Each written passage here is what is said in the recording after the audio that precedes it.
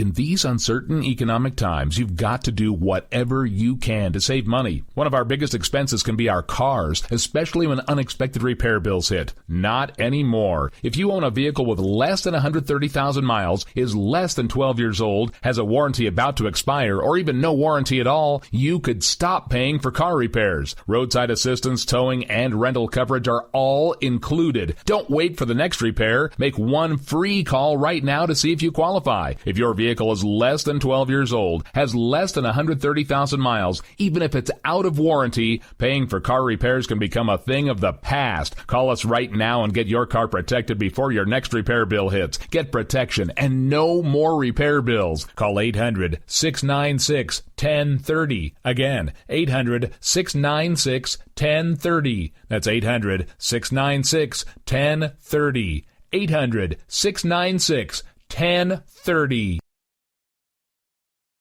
Joe had huge problems with the IRS. I knew it was coming. I hadn't filed taxes since 1990. All the IRS letters coming in added up to a nightmare. To get up to like $68,000.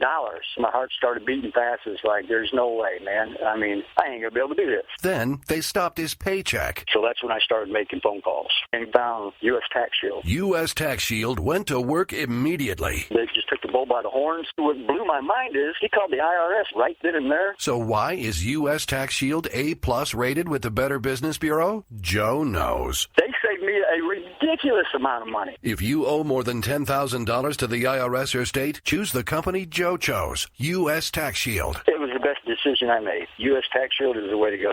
Life is good. Thank you, Lord. Call 800-471-3287. U.S. Tax Shield. Boo-rah. Yes. 800-471-3287. 800-471-3287. The Internet will never be the same. You're listening to K98Talk.com. Whoa! Good God, y'all. What is it good for? Absolutely. Let's get started again. This show is not intended for the politically correct or the close-minded. Enter at the risk of opening your eyes. You have been warned.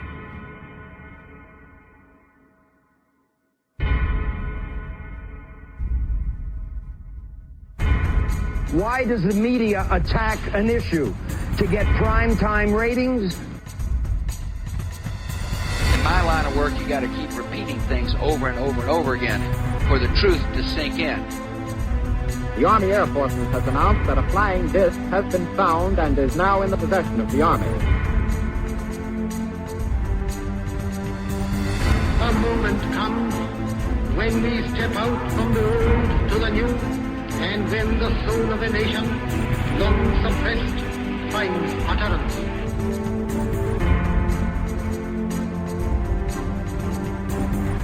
To kind of catapult the propaganda. You are listening to Open Eyes with your host, Ira Robinson. From the normal to the paranormal, from government cover-ups to the depths of our consciousness, we aim to explore all things. From the dawn of prehistory to current events, no topic is forbidden and nothing remains hidden. No more secrets. Open your eyes and open your mind to the fact that life as we know it is not as we have been taught. Join us at LateNightInTheMidlands.com or OpenEyesNetwork.com as we take this brief journey through the depths of the cosmos and explore what it really means to be human. Many peoples have sacrificed their liberties, only to learn to their sorrow that deceit and mockery, poverty and tyranny are their reward. Whether you're online or offline, intercontinental or intergalactic, hello and welcome to Open Eyes. Today is Monday, July 20th, 2015, and I definitely have a good one in store for you guys tonight, or at least I think so. Before getting to the majors of my show, I would just like to say that as of tonight, Art Bell is back on the airwaves, and I would like to wish Art Bell a hearty good luck. Your voice has been missed in the air, and hopefully everything will go smoothly for you. Midnight in the Desert starts at, I believe it's about 9 p.m. Pacific time over at the Dark Matter Radio Network. And it should be good. I hope that Art does well. And if not, well, it's been lovely hearing your voice again.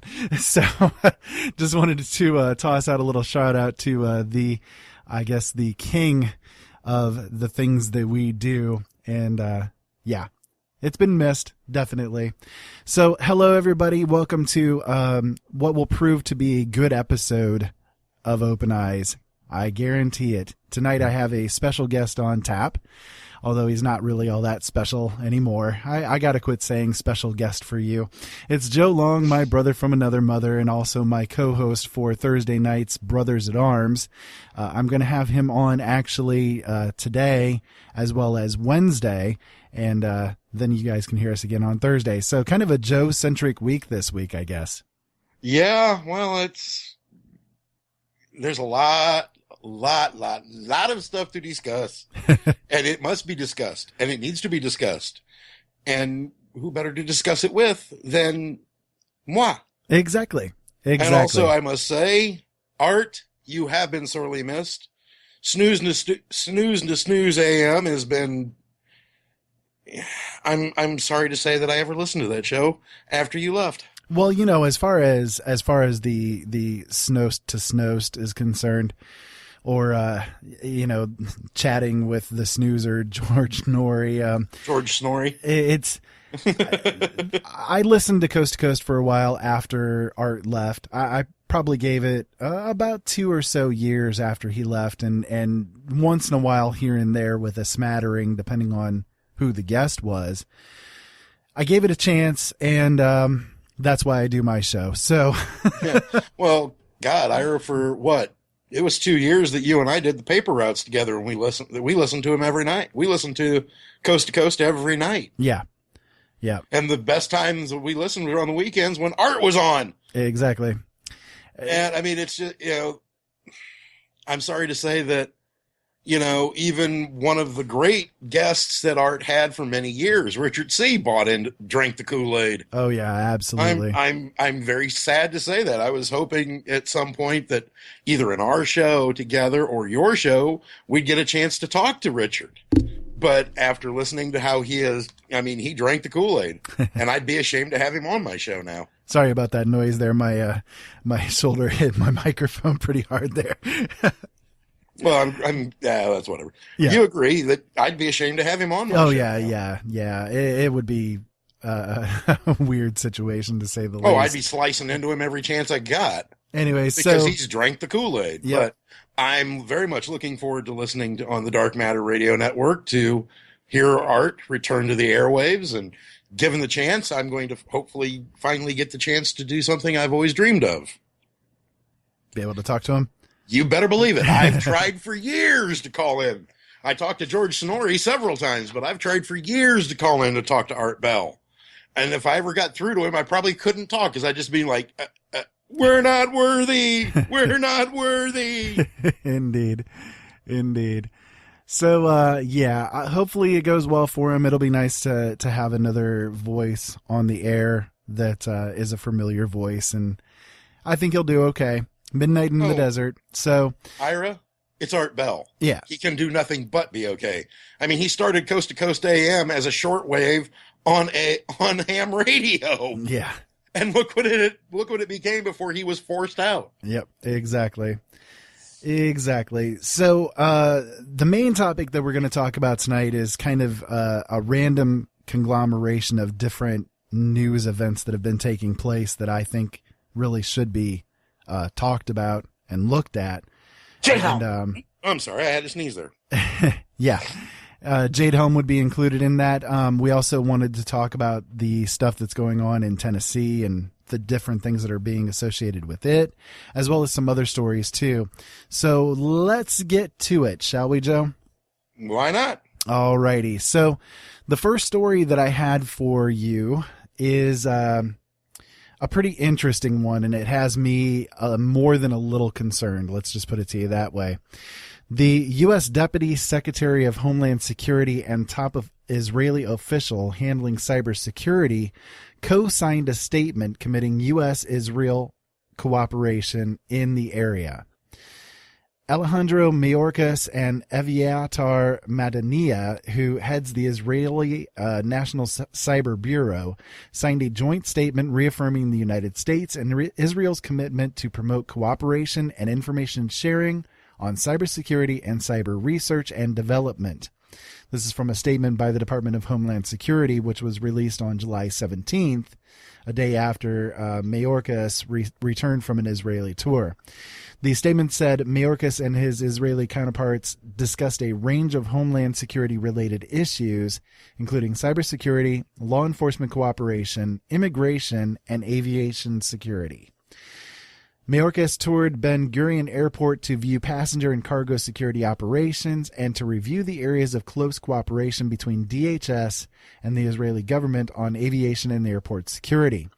Mayorkas met during his Israel tour with top IDF officials handling cybersecurity, as well as Gilad Erdan, the Minister of Public Security, Tzipi Hodaveli, the Deputy Minister of Foreign Affairs, Interior Minister Sylvan Shalom, and Zaki Tenajibi, the chairman of Knesset's Foreign Affairs and Defense Committee. Boy, did you butcher those. I'd like to hear you try to do better. I wouldn't try. So, what do you think about this? I'd have just said he met with top Israeli officials. So, what do you think about this, Joe? First of all, my question is, why is DHS meeting with the Israelis? That's a pretty good question, and that's one that I had on my mind as soon as I read the article. You know, why is DHS meeting with the Israelis to work out how to protect, because it's the Department of Homeland Security, not the Department of International Security. I mean, I understand we have to coordinate with other governmental entities, although I don't know why, considering it's all one world government. Anyway, sorry, I digress. But it's like, do we need Israel's approval for our own homeland security? Because that's what it sounds like to me is what this guy was trying to get.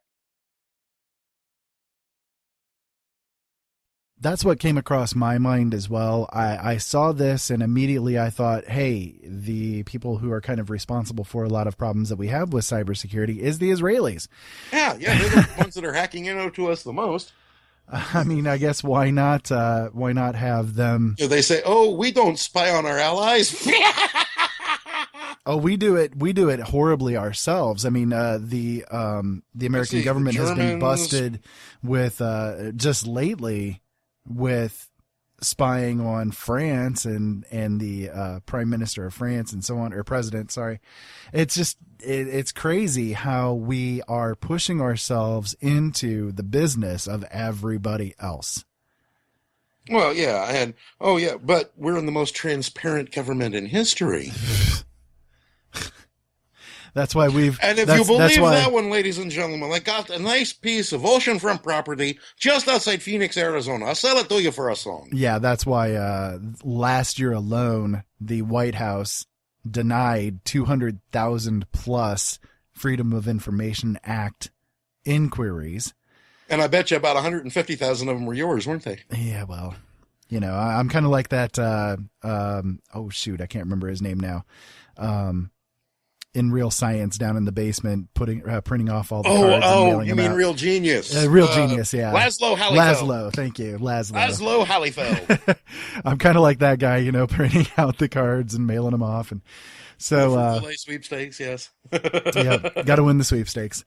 Could see you would do that. I could see you doing that. Oh yeah, most definitely. I can also see you saying, when I come up to you and say, I had a weird dream, was it you're kind of standing in sun-gobbed robes with 50 naked women standing below you throwing little pickles at you?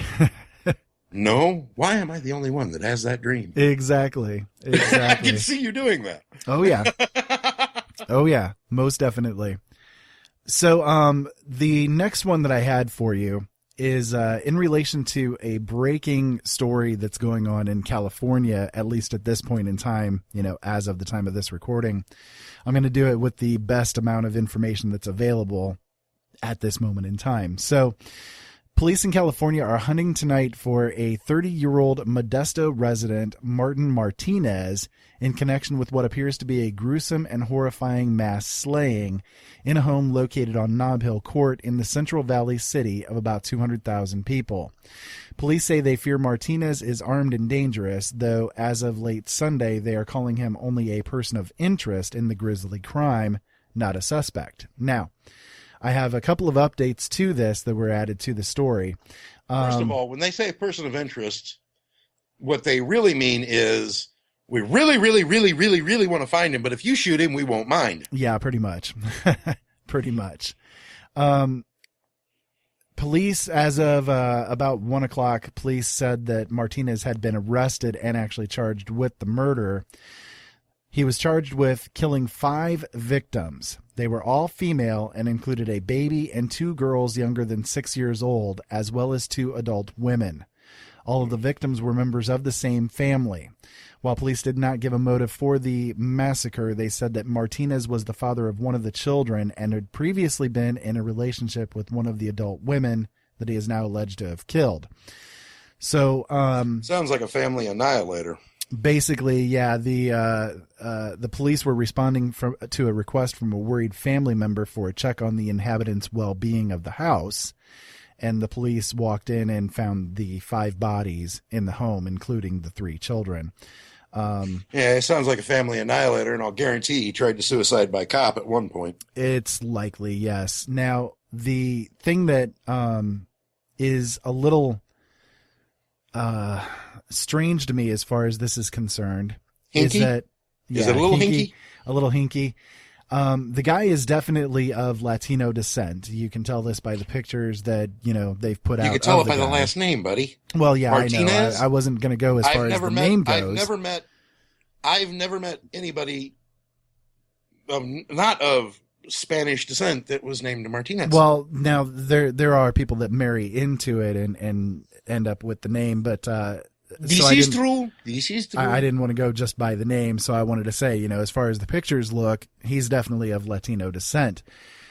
Now, here's the thing that's hinky with this. There's 5 people that were massacred. Okay, 3 kids, 2 adults, all female. Okay. Where are the massive outcries and protests about this? Where are the massive amounts of news media swarming on the scene with all of this? I mean, this is a pretty horrific incident. It's Latino on Latino. See? Apparently, not all lives matter the same to the news media. Now, if this would have been a white guy that went in and slaughtered 5 black women... Or even 5 Latinos. Lordy. It would have been splashed across every news It would have been running on Faux News, the Clinton News Network, MS I'm Stupid BBC. It would even if it was a white on Latino crime, for instance, it would do the same thing. I mean, they would start that whole ball rolling, you know? But this kind of falls into that category of what we had discussed before on one of our shows together. The statistics that were released by the FBI and the U.S. Census Bureau talking about the amount of deaths that were done, interracially, basically. And the amount of, white on black crimes is 0.77 out of 1 million. And the amount of black on black crimes is 58 out of 1 million. So, it's strange. I don't get why they always focus on just kind of the one thing when there really is a lot of other things that are out there. Well, and something I find very hinky is it's an unusual crime for a Latino male. Yeah. They're very family centric. They're also, it's part of their culture, the machismo. I mean, they revere women. It depends. It depends on the group that you're looking at. There are some that are out there that, some groupings that are out there that don't. But again, it kind of depends on yeah, but who you're also looking it's unheard. Latino men killing other Latino men, common as bread and butter. You piss off a Latino man, especially that, you piss off a Latino man, yeah, they're going to try to kill you. They're going to come after you. It's part of their culture. It's part of their genetic makeup. Women, on the other hand, them going after women, it's very rare. It is very rare. It was just, like I said, a very curious situation. I mean, the fact that this happened, I mean, this is a pretty What are they trying to cover up? Thing. And then my first thought in this is, what are they trying to hide in California? Well, in California right now, of course, they have the big mandatory vaccines for all children, no matter what. And now they also are trying to push through legislation to make it so that all adults are mandatory vaccinated. So that's one big thing. I don't know. It's pretty weird over in California right now. Did you hear about the wildfire that went on? Did you hear about that? Oh yeah, I saw that on the news. I mean, that was a really bizarre situation to me. I have never seen a situation where a wildfire goes across a 4-lane highway instantly. I've seen it. I've seen it before. It's called a firestorm. Well, I know, but it's a combination bizarre. of the fire and the Santa Anas. Yeah. The Santa Ana winds. Well, and now they've got the huge drought situation that's happening as well. Especially where the fire jumped the highway. It was in a canyon. It was at the mouth of a canyon. So the wind literally, it was almost like a blow. What happened there is the wind's catching it, and it literally almost becomes like a flamethrower. Yeah. A giant natural flamethrower. Yeah. Just a very weird situation with that alone, So, okay, let's see. You spoke about all lives mattering and Black Lives Mattering and so on and so forth. And so one of the other articles that I ran across was in relation to, let me see here, Martin O'Malley. He is one that is trying to push forward, to become president now, right? Oh, yeah. So, one of the 17 now? He was working with Bernie Sanders. He's one of the 5 Democrats then. In a presidential town hall meeting. And so former Maryland Governor Martin O'Malley apologized for saying all lives matter after he was interrupted by protesters chanting Black Lives Matter at a Netroots Nation conference, a gathering of liberal activists in Phoenix. He said, "That was a mistake on my part, and I meant no disrespect. I did not mean to be insensitive in any way or communicate that I did not understand the tremendous passion, commitment, and feeling and depth of feeling that all of us should be attaching to this issue." The depth of feeling I have right now about what he just said? Overwhelming need to vomit. He said in the speech when they were interrupting him, basically, Black Lives Matter, White Lives Matter, all lives matter. So, which is the way it should be. The article goes on to fill my eyes with crap by saying all lives matter has been used in some responses, angering those who say that such a reply misses the point. When some people rejoin with all lives matter, they misunderstand the problem, but not because their message is untrue. It's true that all lives matter, but it is equally true that not all lives are understood to matter, which is precisely why it is most important to name the lives that have not mattered and are struggling to matter in the way that they deserve. Did you understand any of that? It sounded like a bunch of political doublespeak to me. I mean, seriously. Claiming that all lives matter does not immediately mark or enable Black lives only because they have not been fully recognized as having lives that matter. Since when? Since when? That's what I want to know. Since when? I mean, the fact is that we have to get past the racist BS on all of the sides of this whole thing. Stop with talking about the white privilege, because I'm sorry, but I ain't got no white privilege. You sure as hell ain't got no white privilege. You've had to scrape and save and work for everything that you got, which amounts basically to live in your mom's basement. Okay. Yeah. That's, I'm scraping and scrimping and saving to come up with another couple of C notes so that I can get out of the dungeon of truth and into the apartment of truth, or the lair of truth, as I'd like to call it. Which, by the way, I am broadcasting currently from the Hall of Justice. So see, Ira most identifies with Superman. Me? Actually, you most identify with the Martian Manhunter. You should be broadcasting from the Watchtower. That's where you. I like the Watchtower idea. You're from the Watchtower. I like the Watchtower. I think I'm going to go with the Watchtower. Yes, most definitely. Me, I am people have said for years I have a Superman complex. I do not have a Superman complex. You have a Batman complex. Thank you. You're a Batman. Pretty much. Because Batman has no problem using violence to get his point across, or terror, or anything else. That's why he is the Dark Knight, and that's the way I am. Thank you very much. But, I have no white... I am one of the whitest white men I know, and my brother will confirm this. Right? Yeah. But the thing it comes down to is I've had to work my entire life to get what I've got, which ain't much, ladies and gentlemen. No, it ain't. And, I would like to know where my white privilege is.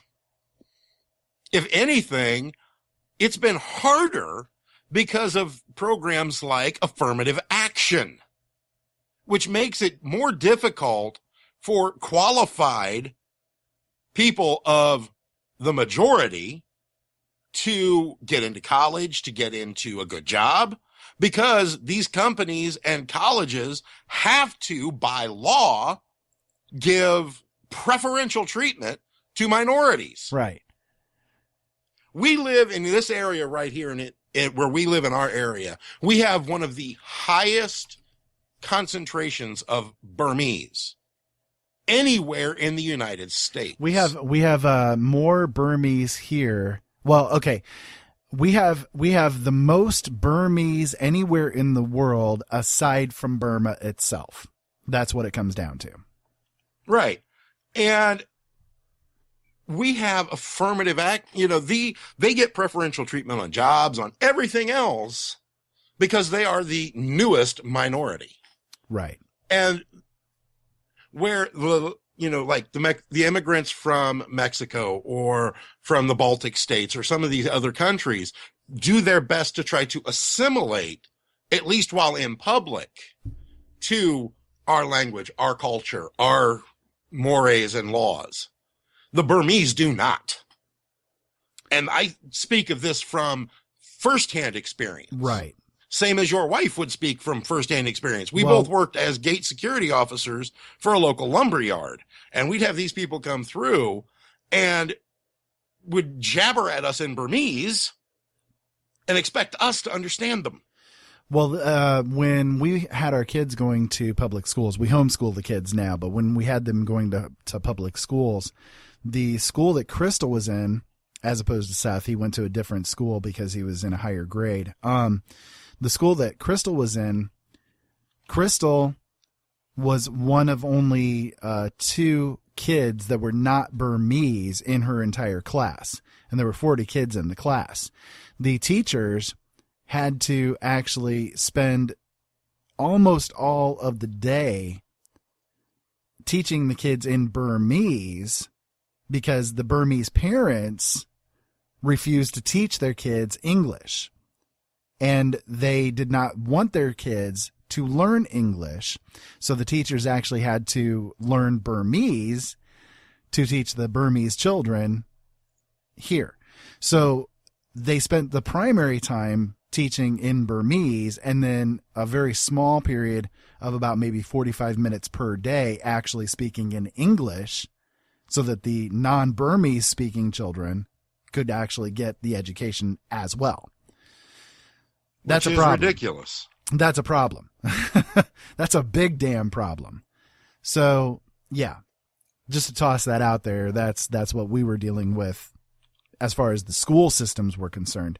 It's a ridiculous situation. The Burmese, for instance, here, basically the way that it's worked out is that the people that are here from Burma, by and large, not all of them, but by and large, do not want to be here. They're here under refugee status. They would rather be home. And because they would rather be home, they've done nothing to assimilate themselves into the culture that they found themselves in. So they've essentially created a problem where they have to have everything done their way in order to even have any kind of functionality within our society. So it's a bit of a sad situation, and it's different than like a normal immigrant status because they don't want to be here at all under any circumstances. But because they were forced literally out of their homeland, this is the place that they ended up because of the Catholic Charities bringing them here. Mm-hmm. And because we in Fort Wayne basically were the only ones that said, sure, we'll take them. So so they've been housed here for almost 10 years now, basically. And they're here essentially as a free ride. I mean, they get everything paid for them. They get, food stamps and medical assistance and so on and so forth, but they're not U.S. citizens in any way. They're here under asylum circumstances, basically. And it's ridiculous. The fact that we, well, it's if they don't want to be our here, town. let them go home. It's destroying our town. I'll just put it to you really bluntly. I mean, our town, since they've been here, has gone shithole downhill. Mm-hmm. I mean, literally. I'm not kidding with this, and I'm not trying to be racist or anything. I'm just speaking the truth here. Hold on, but surrounding area as well. Yeah. Let me get this out because I'm not trying to be racist with this or anything. I'm just speaking the facts here. Okay. Most of the laundromats around here actually will not serve the Burmese. They will not let them come in because when they would come in, they would use the sinks to pee in. They would go into the corners and just piss in the corners. I mean, they would not even go into the public bathroom facility that's right there in the laundromat, for instance. They just go right there in the corner. So, it's not a good situation here, to say the least. Well, not only that, but they also, not so much the elders, but the kids that come with them, our crime rate, especially petty crime, theft. It's skyrocketed. Yeah. A good friend of mine lived in an apartment complex on the southeast side of Fort Wayne, which is not the best area of Fort Wayne. It actually wasn't too far from your old lair, my dear brother. Yeah. And the she lived with a roommate, and her roommate,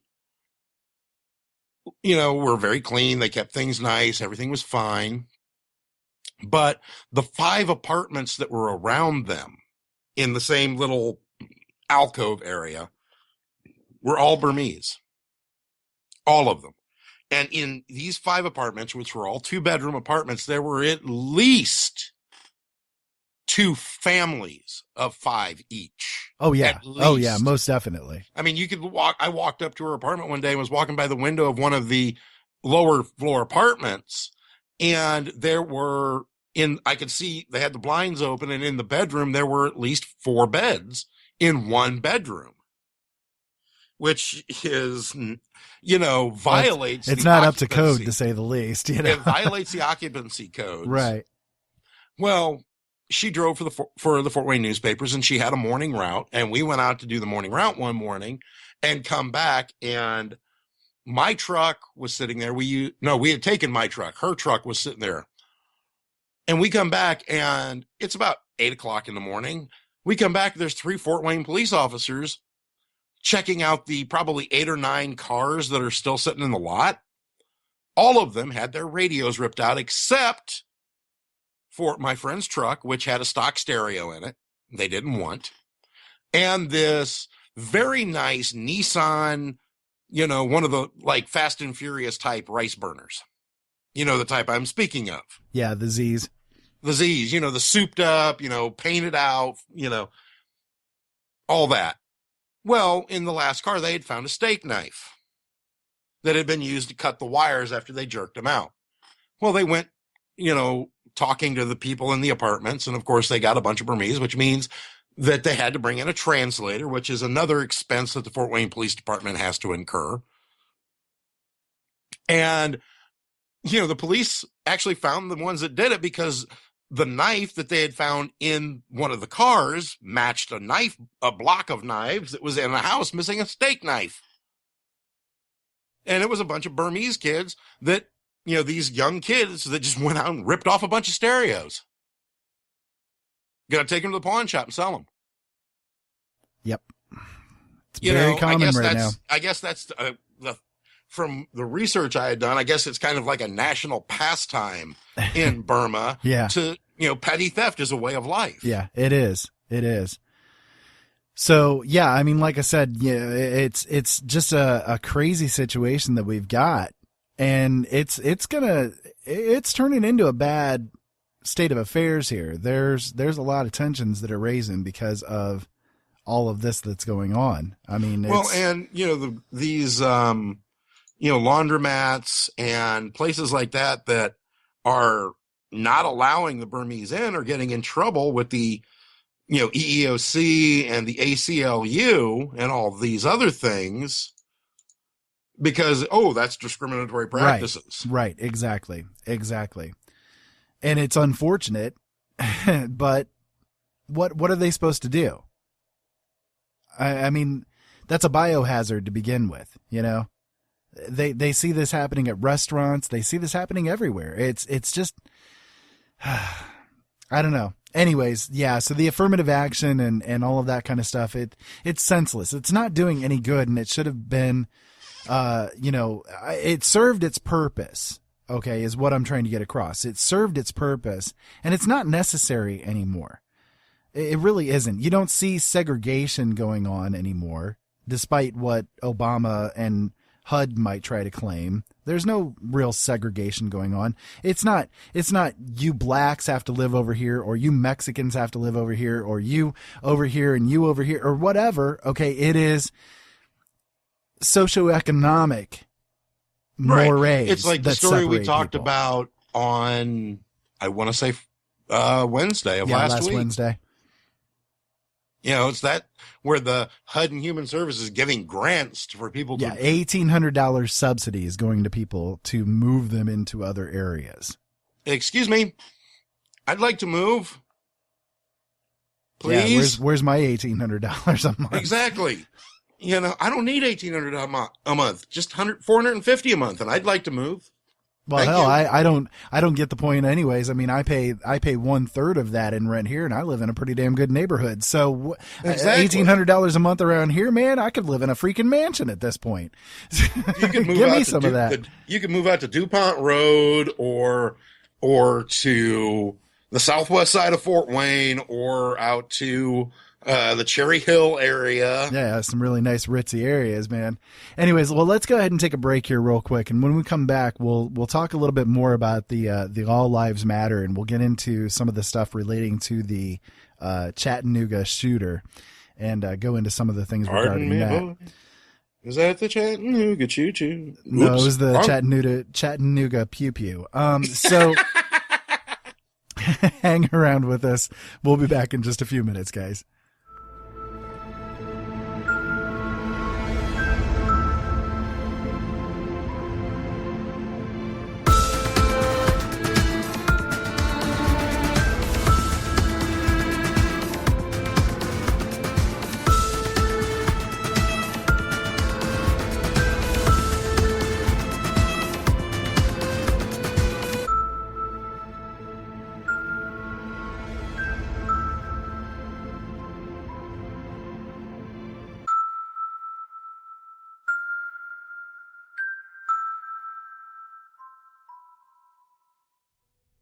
Have you ever heard of Audible? Audible is a website with hundreds of thousands of audiobooks. They're all high quality, easy to listen to, and, best of all, if you take advantage of a special deal that we've worked out for you, you can get one for free.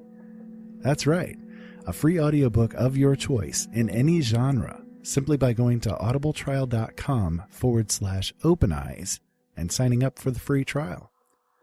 It's simple to do, and it would support the shows that we bring to you, and hey, you get a free book out of the whole thing. So why not take advantage of it today?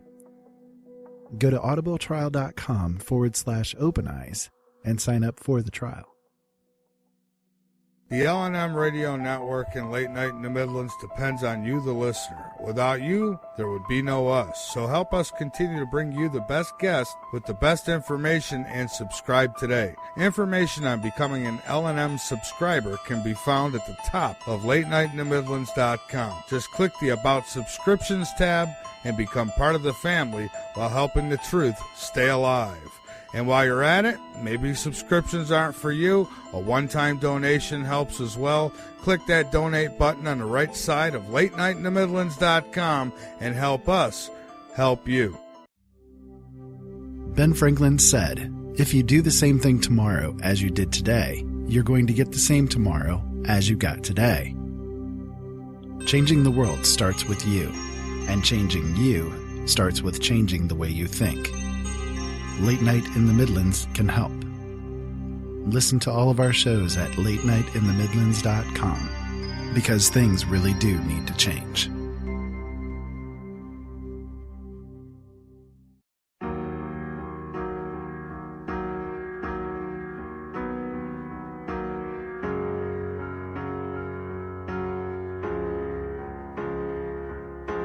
You can call me fantastic, Mr. Black. Give me a damn cigarette. Swallowing my regrets. Jack Daniels on my breath. I need that therapy, that melody. I'm drowning in my sympathy. Doctor, can you unbreak me? I fell in love. Yes, I fell in love. But wasn't good enough for us. She's got that devil touch, apocalyptic lust. I swear I'm not a sinner, I'm just beautifully broken.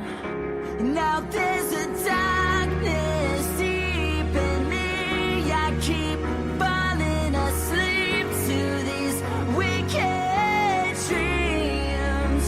Can't fight the darkness deep in me.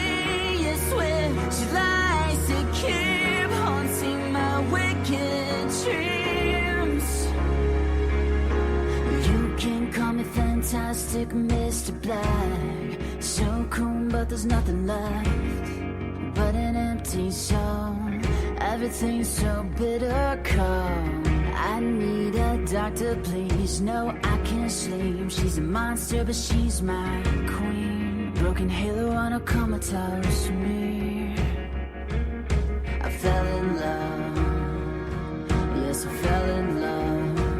But it's never good enough for us. She's got that devil touch, apocalyptic lust. I swear I'm not a sinner, I'm just beautifully broken. Now there's a darkness deep in me. I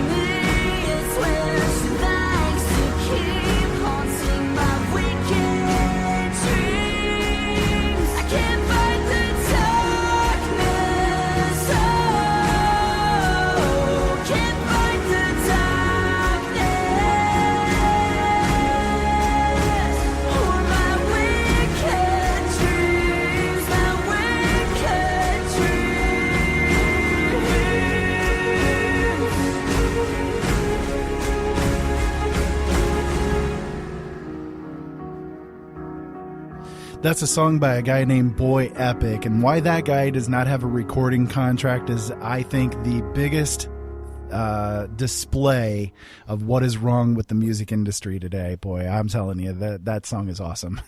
I swear I'm going to have to get myself over there and download more of your music files either into one of my terabytes or at least onto my phone so I can jam while I'm driving, man. That's a great song, man. It's awesome. It some speaks of the a lot. songs that you and I've been, we watched a bunch of YouTube stuff before we got on the air tonight, and there's some great music on YouTube, ladies and gentlemen.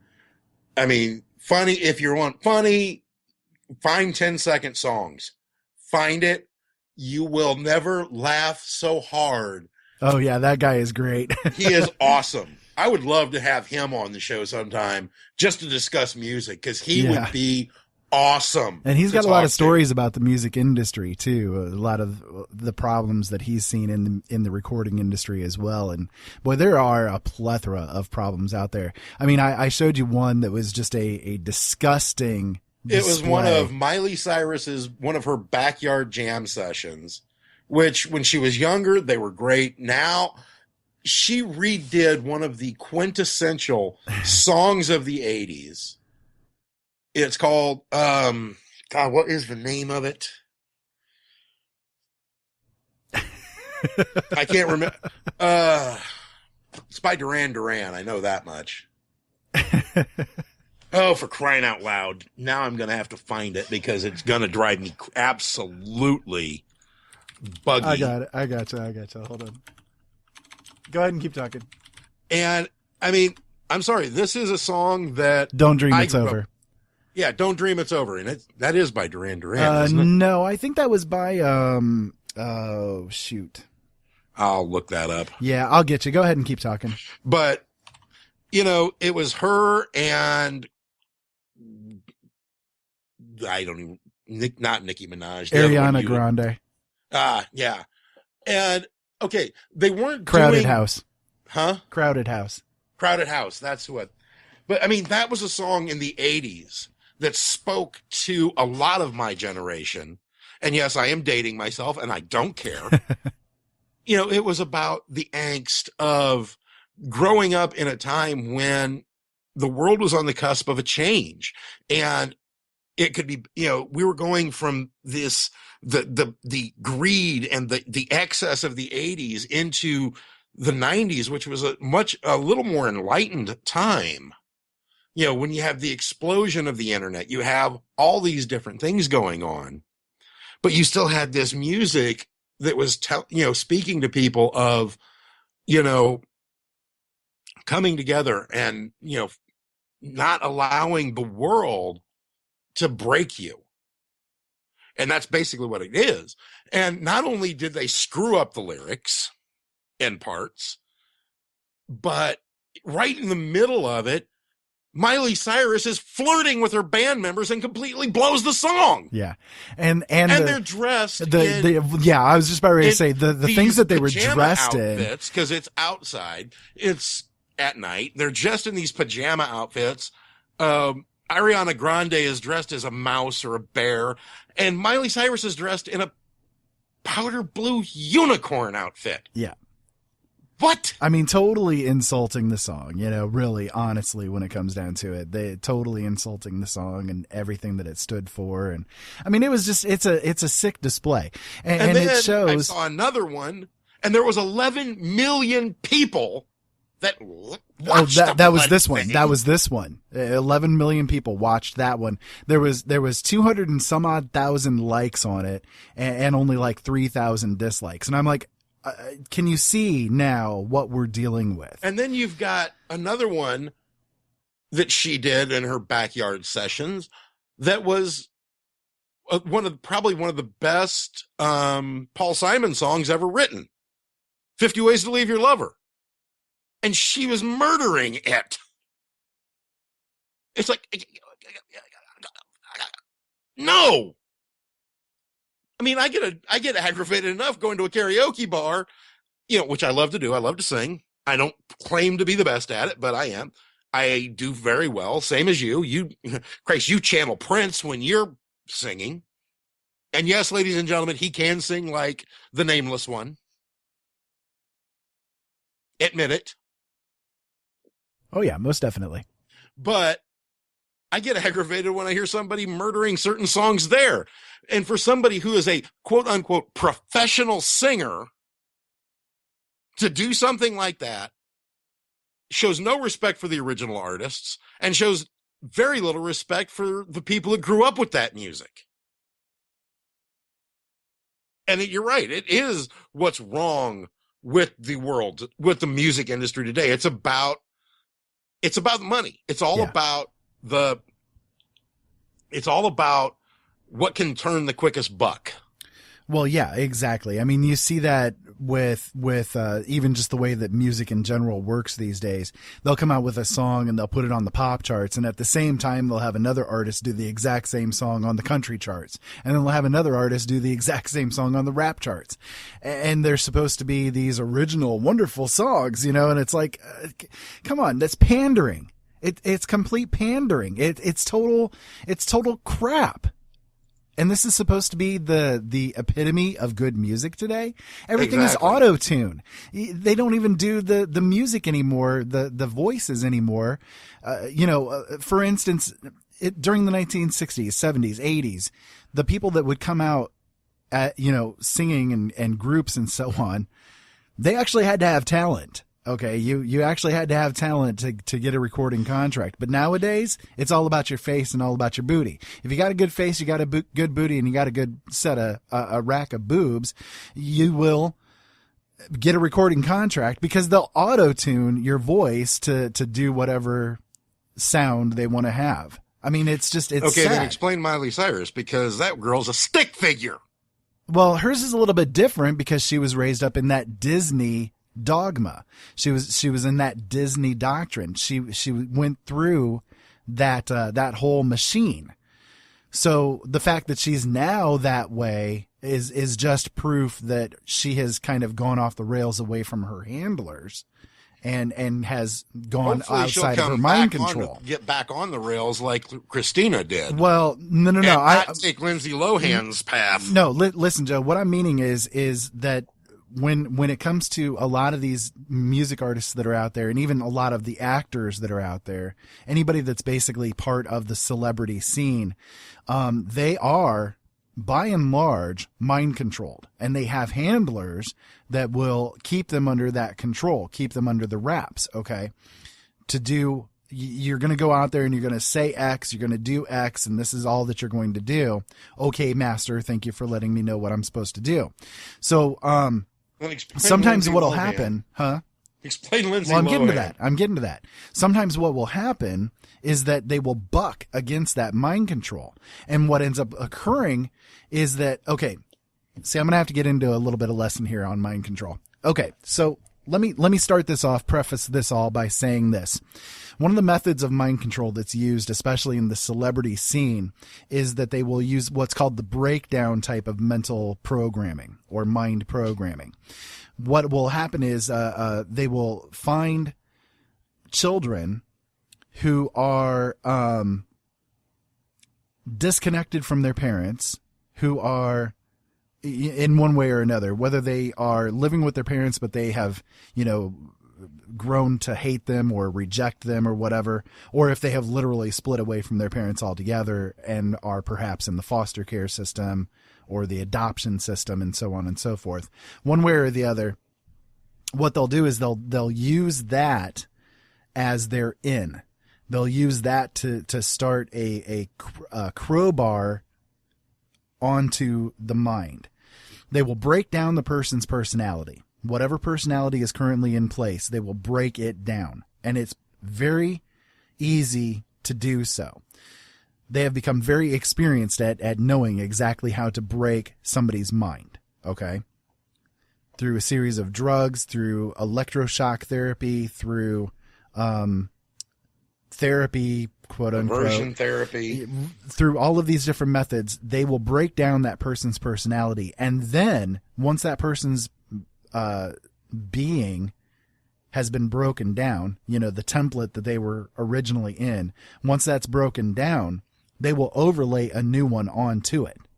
whatever it is of their choosing, whatever, if they see that the growing popularity is going to be for pretty blondes with big boobs who act very flighty, then they will put that kind of personality onto this person. Oh, Britney Spears. You're getting to my idea. Yes. Okay. So as they go through this system, they get worn down. They get used. This is a vampiric situation. Okay. They get used, they get dried up, and some of them will start to reassert their original personalities slightly. But what will happen is, because the personalities are so differentiated from each other, they go out of sync. It's like you have worked in auto body before, Joe. So you know, for instance, when they take a tire and they put it onto the balancer, when you're rotating a tire, right? Mm-hmm. They will put the little metal pieces onto the rims to make it more balanced in one way, shape, or form. So they put a little bit here and they'll put a little bit over there, and it causes it to become balanced. Well, the personalities, what will end up happening is, just like a tire that has been completely unbalanced on that little spinny dealy, if that tire becomes too unbalanced, what ends up happening? It shreds. And it completely flies off the handle and totally it's done. Okay. So which would explain Lindsay Lohan. The exact same scenario happens with these celebrities when they start bucking against their handlers and start trying to reassert their original personalities. They will fly off the handle. They will end up, shredding, basically, as you put it. So then what will end up occurring? The Disney system. The Disney system is huge worst for it. Yes, they have become very experienced at doing exactly this. I mean, if you look at Christina Aguilera, Britney Spears. Britney started out with the Disney system. Right. The best example, Lindsay Lohan. Right. That girl went from sweet, innocent, and cute to psychotic. Well, even Martin Lawrence, for instance, one celebrity actor, for instance, is a good example of exactly this kind of thing happening. What was it, 4 years ago, somewhere around in there, he actually was caught running down the street with a gun, shouting, things like the system is falling apart. I'm going crazy. There's something wrong here. So, what'll end up happening though, is that sometimes the handlers that were assigned to these kids or adults, they are able to get them back under control again through one way or another. There's different methods that they use for this. And their handlers have an interesting name, I bet. Agents. Well, yeah, exactly. So they will sometimes then get that control reasserted. They'll be able to get that personality to reassert itself again and allow them to get under control, which is exactly what we saw in the Britney Spears situation. We saw that she was under control and then she lost control, that the handlers lost control of her. Right, exactly. And then within a matter of about a year, she's fine. She's back to quote unquote normal. But the personality that you see with Britney Spears, for instance, is not her original personality. It's the one that was laid over. And the original personality was trying to buck against it. More of a sweet Southern girl, considering she's from Monroe, Louisiana. Right. So with Lindsay Lohan, for instance, she is an example of somebody who's never gotten that control back reasserted. Her whole personality basically is trashed. Her personality is decompiling. Right. She's trashed. So, now bear in mind as well, getting into a little bit more of an esoteric kind of an idea with all of this, the personality is not the soul. So, sometimes I think what ends up occurring is that the person's soul is starting to actually kind of buck against things. And that's what causes these issues to occur. But anyway, so with Miley Cyrus, for instance, what we see happening with her is she goes from being that sweet, innocent Hannah Montana to... Which was a personality, that was what they created. Okay, that was the personality that they created and put onto her. Okay. So what she's done is she's bucked against that and become super slut. Her original personality in this one are fighting against each other. And so literally what she has become is what I have come to term becoming animalistic. That's what ends up occurring with these people that start to have that hemisync, out of sync kind of thing going on. They literally become, at the base of their instincts, they become animals. So with Miley Cyrus, for instance, you see her acting just like an animal would. You see this all the time. She literally has no personality left. It is just that baser instinct that's now taking control of everything. She's got a good voice still, but... Well... But... Are you seeing her voice, though, live? See, when she's live, she's terrible. Everything that she does is through auto-tune. So, just to put it to you that way. I mean... I wouldn't go see a Miley Cyrus concert live if you... They would have to put me in a straitjacket and drag me in on a dolly wearing the Hannibal Lecter mask to go to Miley Cyrus. Right. Well, you and me both. The thing Your with daughter, on the other hand... No. She can't stand Miley in any shape, way, or form. She's all about the metal. So... Good point. And of course, we both know that Beth is more esoteric in her music. She's like you. Yeah. Beth is very much like you, very esoteric in her music choices. That Boy Epic thing that I played there, that's her new obsession now. So, well, yeah, I mean, if you handed us tickets to, say, Aerosmith, I wouldn't go. I don't care for Aerosmith. But anyways. If I dragged you to Aerosmith, you'd go to Aerosmith. Yeah, probably. Now, like I said, I didn't mean to kind of digress onto the mind control topic for about 20 minutes there. But I think tie into what we are going to be talking about tonight. Yes, because mind control is exactly what is part and parcel, the whole genie gig, phenomenal cosmic powers, itty-bitty living space, or in this case, phenomenal mind control, no living space. If you want to get right down to brass and tacks.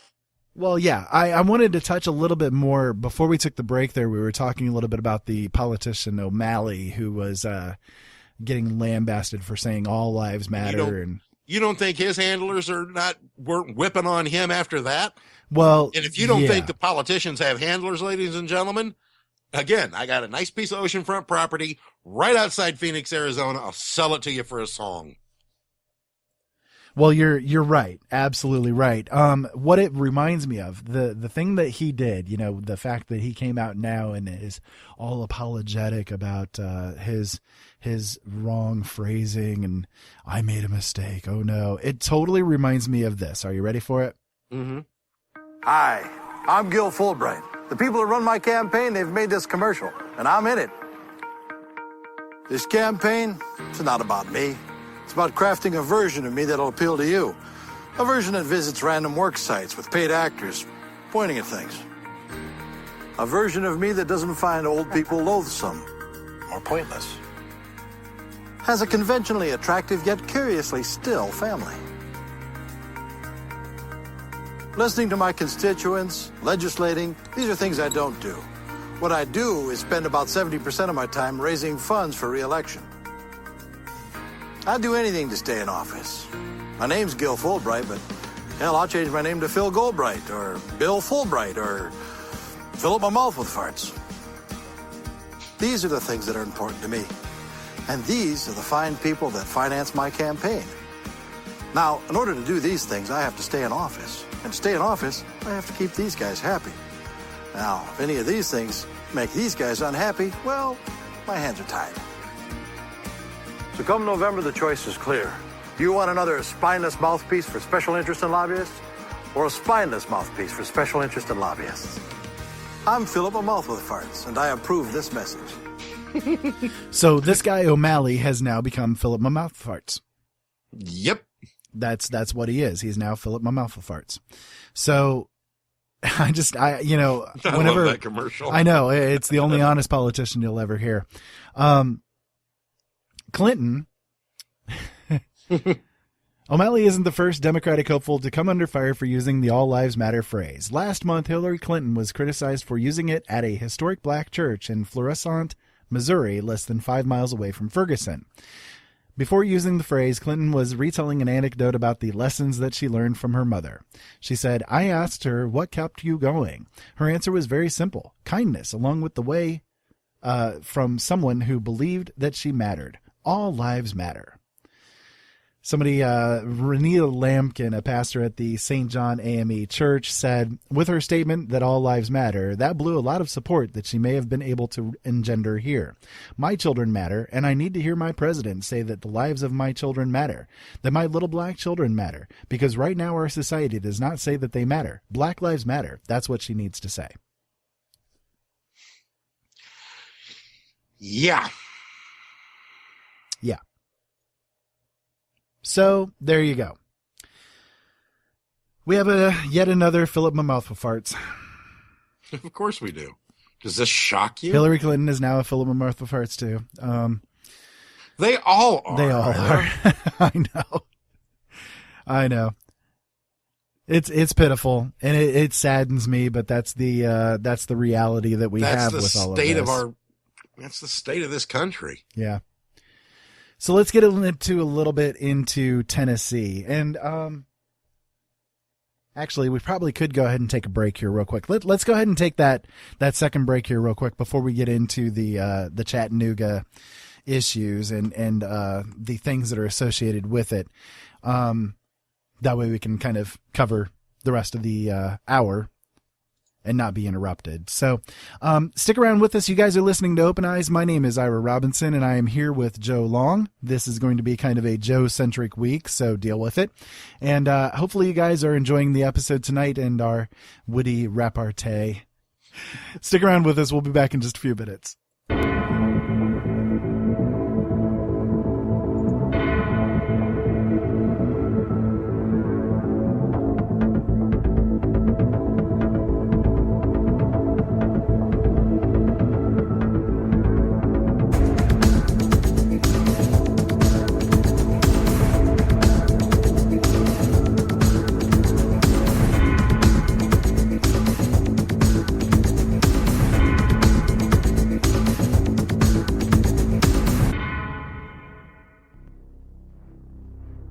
Brothers at Arms is not about being militant, though there is a time and place where that is necessary.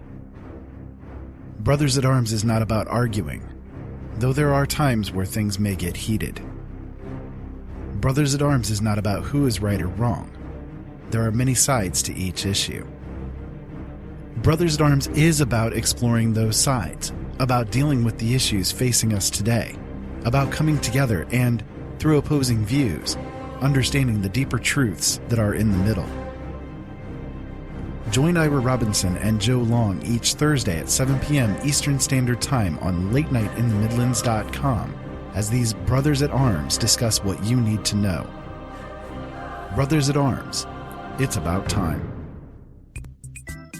If you find yourself angry over the wealth gap and the way the financial system and banks are set up, or you find yourself looking for non-genetically modified foods because you refuse to consent to being a science experiment to Big Bio and Big Chem, or perhaps you have abandoned your trust in government and religion altogether, then you might be an RDS, a radical danger to society, otherwise known as a terrorist. Other possible terrorist activities include, but are not limited to, taking pictures, coughing, sneezing, wheezing, smiling, not bathing, listening to the secret teachings, asking questions to authorities, distrusting authority, owning a gun, reading history books, reading non-Keynesian economic books, listening to Late Night in the Midlands, turning off your television, going outside, water purification, having goosebumps, laughing, wearing jeans, purchasing ammunition, purchasing medical supplies, listening to Open Eyes Radio, purchasing bulk food, noticing geoengineering trails, refusing to pay back your student loans, informing others, breathing, listening to the Red Pill reality show, blinking, thinking, farting, choking, and sleeping. Other forms of terrorism include disassociation with all political parties, protesting, freely speaking your mind, freely expressing your opinions, and in some cases that are extremely severe, paying with cash, being concerned about food, water, vaccines, and believing that the medical industry and military run tests on unsuspecting citizens regardless of the evidence to prove its existence. If you don't want to be an RDS, a radical danger to society, then turn on your television, get a credit card, buy the 13th season of Honey Boo Boo on Blu-ray, get fast food for dinner, and stop purifying your water and looking for clean food, or you may be diagnosed with orthorexia nervosa too. For more ways to become an RDS, a radical danger to society, simply tune into the L&M Radio Network, now 24 hours a day.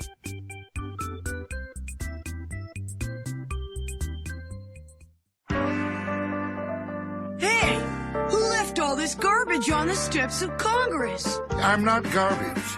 I'm an amendment to be, yes, an amendment to be. And I'm hoping that they'll ratify me. There's a lot of flag burners who have got too much freedom.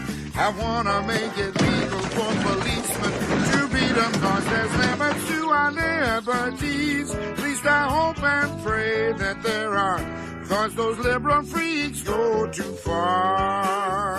But why can't we just make a law against flag burning? Because that law would be unconstitutional. But if we change the Constitution... then we could make all sorts of crazy laws. Now you're catching on. What the hell is this? It's one of those campy 70s throwbacks that appeals to Generation Xers. We need another Vietnam to thin out their ranks a little. What if people say you're not good enough to be in the Constitution? Then I'll crush all opposition to me, and I'll make Ted Kennedy pay.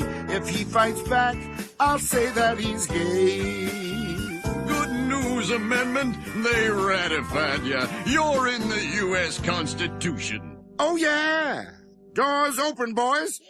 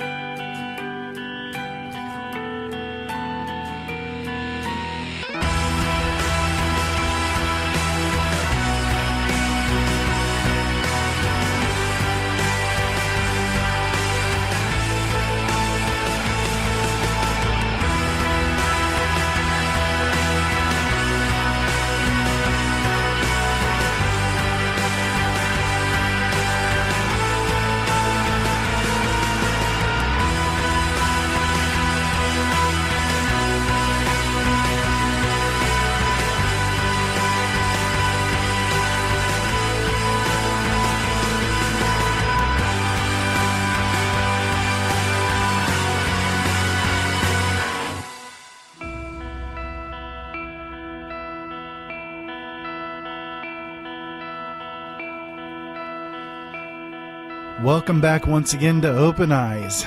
Once again, another convenient shooting has helped supercharge anger, hatred, fear, and division across the Western world after an alleged quote-unquote Islamic extremist open-fired on and killed U.S. Marines at a recruiting station in Chattanooga, Tennessee. Without any knowledge of how the U.S. has in fact created Al-Qaeda and its many global affiliates, including vicious terrorist groups plaguing Southeast Asia, and the most notorious to date, the so-called Islamic State, or ISIS, the American public is going to predictably react in a manner that will simply further justify America's meddling across the globe and its self-created and perpetuated war on terror.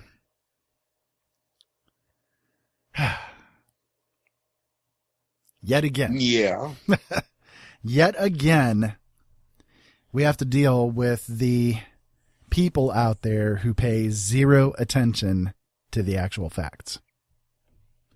Oh, you mean like the fact that this particular shooting happened the day after Jade Helm started? Or the day that the James Holmes, the actor who killed people in the Aurora shootings, was found guilty. Mm-hmm. Just like the same type of scenario when Daryl Storm Roof did the killings that he did. The same day that the Boston bomber was found guilty. And that there was an active shooter drill in Charleston, South Carolina on that day. Yet again, same old, same old. It's become their modus operandi. And, you know, when you can see things happening and it happens once that may be a coincidence. Twice is suspicious.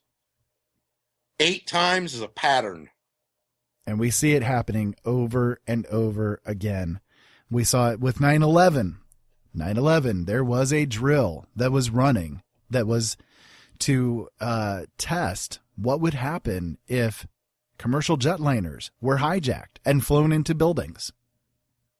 And because that active drill was running at that exact moment in time, Dick NORAD Cheney recalled the F-14s that were launched from Pax River, the F-18s that were launched from Norfolk Naval Air Station, and the F-15s that were launched from Andrews Air Force Base. And why the boys at NORAD said, is this related to the drill?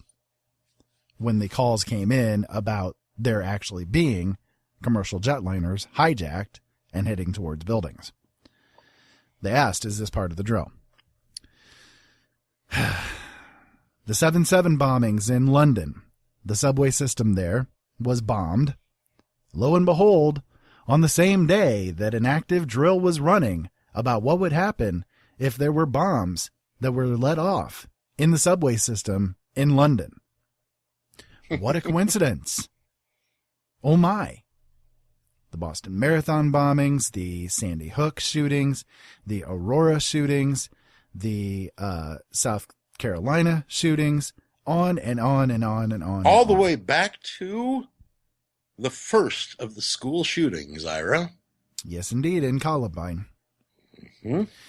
All of these things have basically been proven out. You cannot deny that these drills have been going on, and you cannot deny that they have been of the exact scenario that ends up taking place. Lo and behold, what a coincidence, over and over again. So Jade Helm starts the day after Jade Helm begins. We have all across America, we have the power going out everywhere. Mm-hmm. Cell phone towers were disrupted completely. People were losing cell phone coverage all over the place. They were even losing here internet. In Indiana. They were losing internet all over the place. We lost internet. I was at work when Jade Helm started, and a couple of the guys that I work with are on the Verizon network, which is the largest of the cell phone networks. The cell phone towers in Huntington were down. Yeah. They had no service in Huntington, Indiana. Yeah. And then that night, as we're going through the power, yes, it was raining. It was raining very hard, but there was no lightning, no thunder. And the power flashed. It was out for about 20 seconds. Really? Well, well, there were people that were out completely all across America. For example, in Washington, D.C., there were 2,500 people that lost power for no reason whatsoever. Michael Vera, the host of Late Night in the Midlands, lost power for no reason whatsoever. And his was out for probably about 10 hours or so. These things occurred. We need to get Michael a generator. Yeah. We need to start a GoFundMe account to get Michael a generator and some upgraded computer equipment. Yep. So with this situation in Chattanooga, let me finish my thoughts regarding that. The thing to pay attention to is that they claim over and over, I've seen this in the mainstream and I've even seen it in the alternative, that this guy, Mohammed Yusuf Abdaziz, whatever the hell his name is, that he was not being watched by the FBI and the FBI had no reason to suspect him, right? Mm-hmm. So the fact is, it's now come out that the FBI has been tracking him and his entire family for years. And yet there was no uptick in chatter. There was no interagency communication that he might be targeting recruitment centers. I mean, if the FBI has been watching this guy for years, they should have had the Naval Criminal Investigative Service should have been informed so that they could issue some alerts to upgrade security and precaution at the naval recruitment centers, because it wasn't just Marines. There was also a couple of Navy petty officers that were shot. Yeah. One of them just died. Yeah. And there were six deaths total, including the shooter himself. So, I mean, they could have informed the local Leos. They could have informed somebody. Well, listen, if in fact the FBI has been tracking this family for years, as has now been found out, then why were they unable to prevent this tragedy in Chattanooga?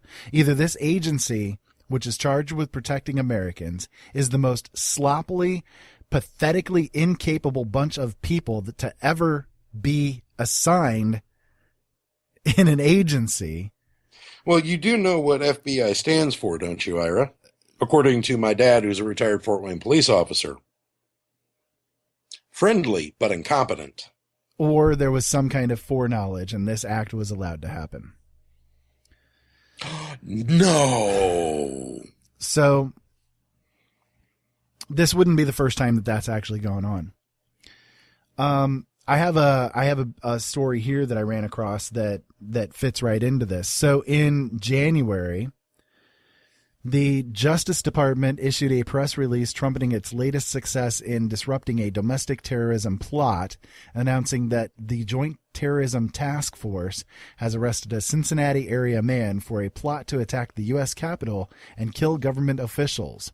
The alleged would-be terrorist is 20-year-old Christopher Cornell, who is unemployed, lives at home, spends most of his time playing video games in his bedroom, still addresses his mother as Mommy, and regards his cat as his best friend.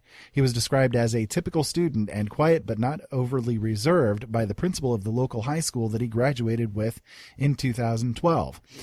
The affidavit filed by an FBI investigative agent alleges Cornell had posted comments and information supportive of ISIS through Twitter accounts. The FBI learned about Cornell from an unnamed informant who, as the FBI put it, began cooperating with the FBI in order to obtain favorable treatment with respect to his criminal exposure on an unrelated case. Who's shocked there? Not really. Acting under the FBI's direction, the informant arranged 2 in-person meetings with Cornell where they allegedly discussed an attack on the Capitol, and the FBI says that it arrested Cornell to prevent him from carrying out this attack. He had known facts from the latest case. He knew facts from the latest case, and it seems to fit well within a now familiar FBI pattern whereby the agency does not disrupt planned domestic terrorist attacks, but rather creates them, then publicly praises itself for stopping its own plots. First, they target a Muslim, not due to any evidence or of intent or capability to engage in terrorism, but rather for the radical political views that he expresses. And in most cases, the Muslims targeted by the FBI is a very young, late teens or early 20s man, adrift, unemployed loner who has shown no signs of mastering basic life functions, let alone carrying out a serious terror attack, and has no known involvement with actual terrorist groups.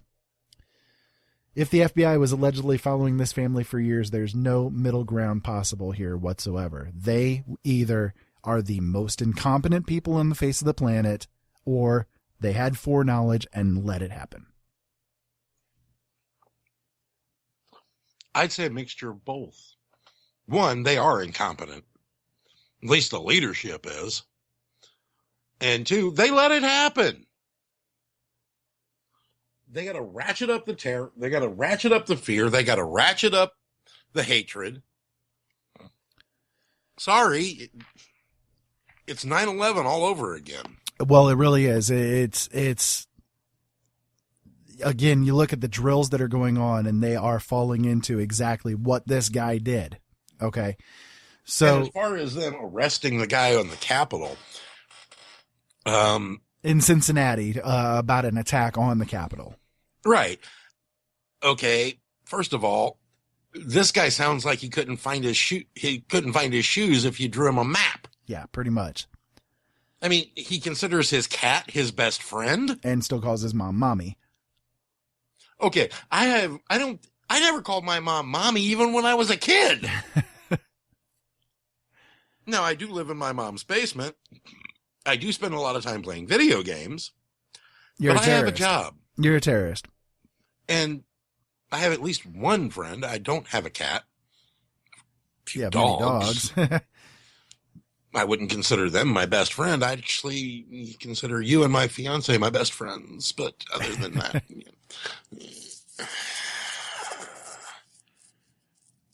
you know what I mean? You have a lot of guns. You should expect a knock on your door sometime soon. I'm going to call the FBI so that I can be covered if I want to turn myself in for state's evidence later. So already then, hey, the other thing I could use a few years vacation. You could use the rest. Fed. Sure, you could use the rest. The other thing that bothers me with this is that they shot to kill, of course. Now you and I have had this conversation before. You are always going on and on and on and on and on and on and on and on and on and on and on and on and on and on and on about they should shoot to wound. They do not train police officers or federal agents shoot to wound. They shoot center mass. That is how they're trained to shoot. I understand that, but don't you see how in this case, if he was part of some kind of larger organization, they could have found out some information? Oh, I agree. They should have tried non-lethal techniques first. Yeah. Pepper spray, C3 chemical mace. I mean, hello, they're running around with MRAPs, okay? They could have turned the microwave gun on the guy. Anyways, so hell, they're taser happy any other time. Why not tase the bugger? Pretty much. I mean, you can tase an 8-year-old, but you can't tase a terrorist. The other thing in regards to this that it bothers me, but this has been an ongoing bother, okay, is that this is just another example of how it's the height of stupidity that our soldiers are not allowed to carry weapons. Yeah, on American soil. On American soil, on the bases, and so on and so forth. This is not the first time that something like this has occurred on a military base. Okay. Well, recruitment center would not necessarily be considered a military base. But he did go to the base as well. It's actually in a storefront. But Joe, he went to the base as well. I didn't hear that. There were military bases. There were two places that he shot. There were two places that he shot. Yeah, they were both recruitment centers.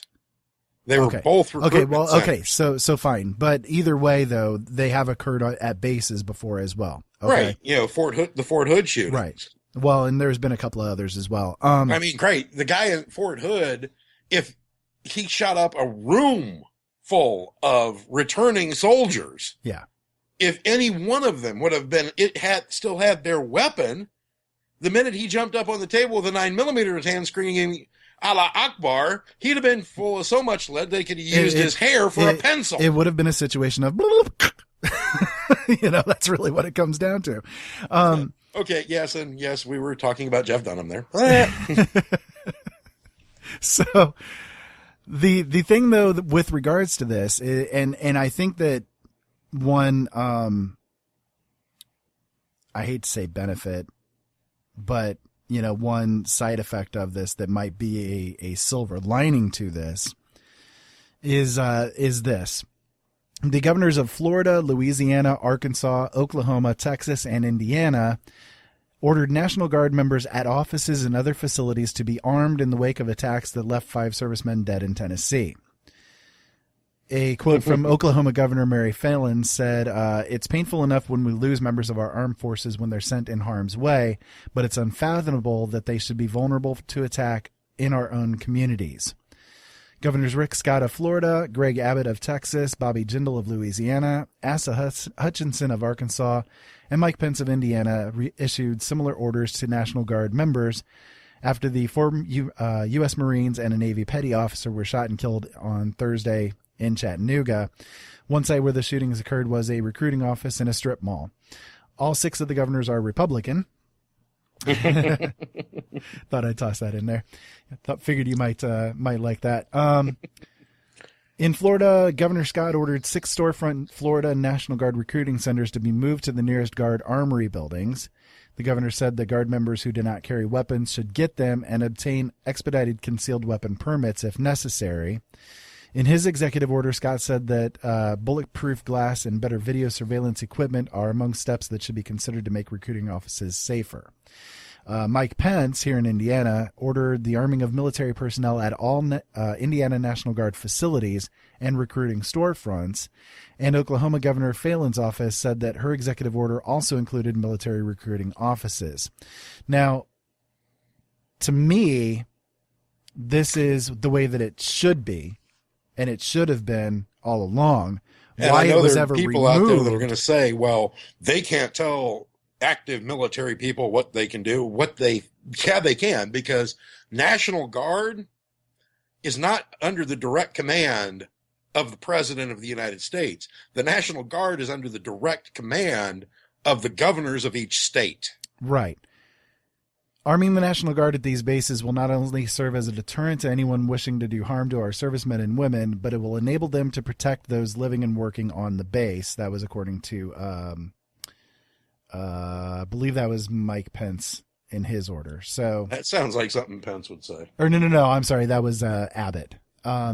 So the thing is, I mean, they never should have been removed to begin with. That's one thing first and foremost. And we can thank the long-legged Mac Daddy, our dictator-in-chief, for that little pleasantry. It's ridiculous that it was removed to begin with. There's no sense in this. If we cannot trust the people that are in the military to have their weapons, then why do they have them to begin with?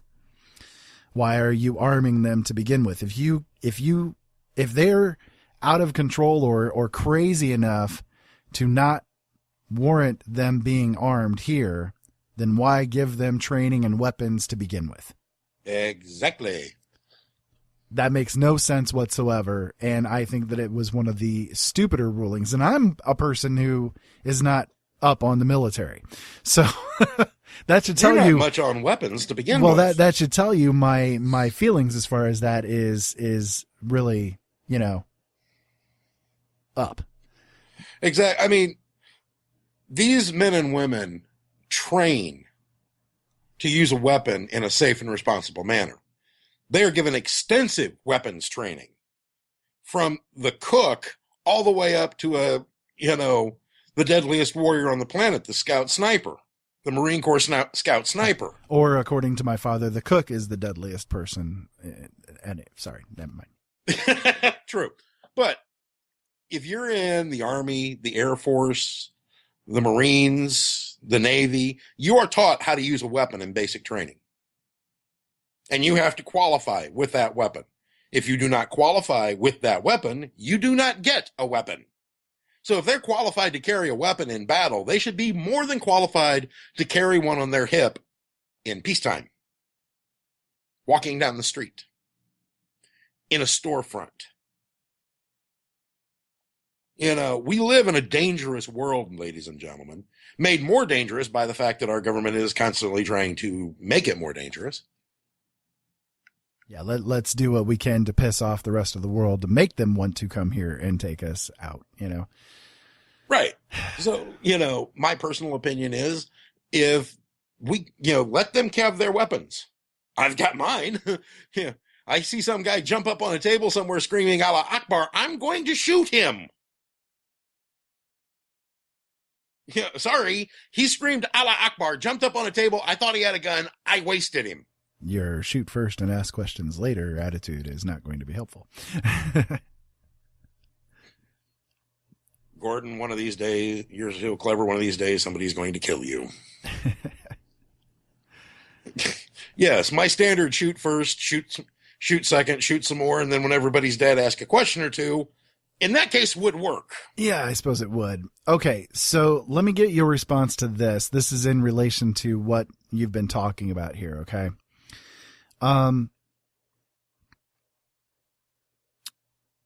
It seems as though Michelle Obama's failed nutritional lunch programs for school may be making its way into the military. At least that is who the Navy are blaming. The Navy Times reported that fried chicken is out and healthy eating is in. If you want fries with that, too bad they're out as well. Fried food is out and nutritional nagging is in as part of the new big changes coming to the chow halls. Menus will see significant changes.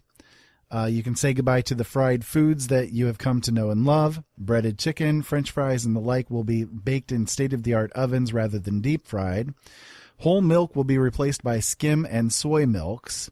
Fruits and vegetables will be on prominent display. The fast line will remain, but its offerings will be cut back. And this is just the beginning. Navy Secretary Ray Mabus announced a host of sweeping changes sorry, I can't read the words there, that will affect everything from promotions and training to uniforms and fitness. As part of that, he has set his sights on a well-balanced diet, which he calls the foundation of a healthy lifestyle that will provide capable war fighters and lower medical costs. When Navy Times posted this story on their Facebook page, the response was not very well taken. First of all, why are you messing with the food of our servicemen and women? They're out there fighting for us. Let them eat what they want to eat. I like this guy's response. SecNav needs to tell Michelle Obama exactly where to park it. Yeah.